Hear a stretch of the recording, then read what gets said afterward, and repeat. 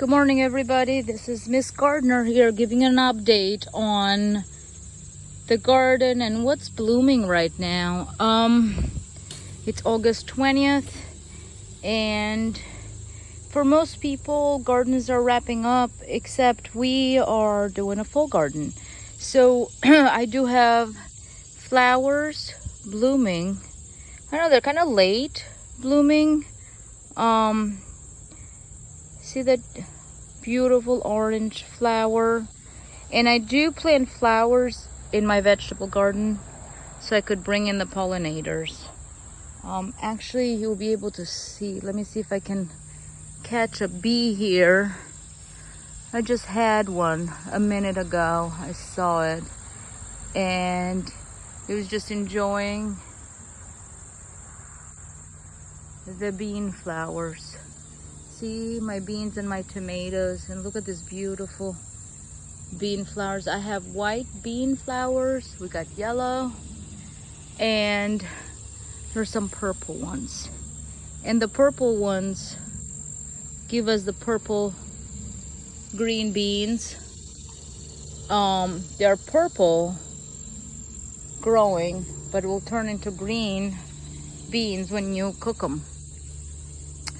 And we still have the squash producing squash flowers.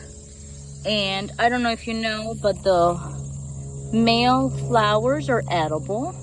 You can cook them. And of course the female ones will create the actual squash. I see Nasturtiums still blooming. Nasturtium is an edible flower, but again, remember, when you have flowers in your garden blooming, you got pollinators coming in, and that's the best part of it. It will keep your garden going, and that's what you want. You want to keep the garden going. And look at the yellow squash. 2 yellow squashes growing. And the yellow squash flowers. And that, I believe, is a calendula flower, but not quite certain.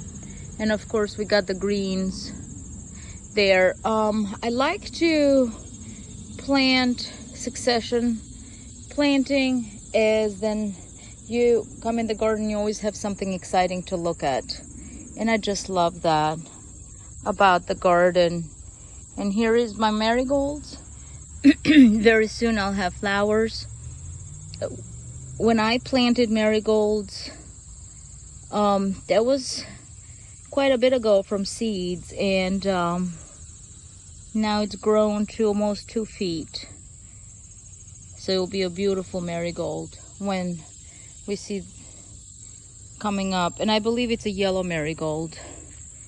Let's see if we have any flowers on this side of the garden. Of course, the green, this is Russian kale. Like I've said before, my chickens love the Russian kale. So I will be giving them kale in a little bit. Actually, let me just harvest a few leaves and see how the leaves are damaged from the insects. So and in the back you'll see these will turn into moths that will damage the greens. So I tried to take them off the plant and give them to the chickens. Chickens love it. And it's funny, someone asked me why I got chickens, and when my answer was for chicken poop, they almost died laughing.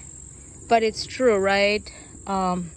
We have to have a well-oiled machine for our gardens, and part of the whole process is getting chicken manure for our garden to fertilize.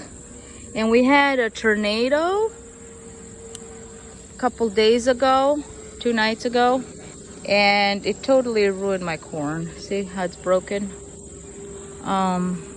Thank God no other damage, but the plants experienced damage. See how it's broken? My poor corn. Still holding the green beans. Green beans are doing fine, but the corn not so much. And then my tomatoes are still blooming. Still making flowers. That means more new tomatoes. And I harvest my tomatoes as they ripe. See, look at the damage done by the tornado on my corn. Just falling.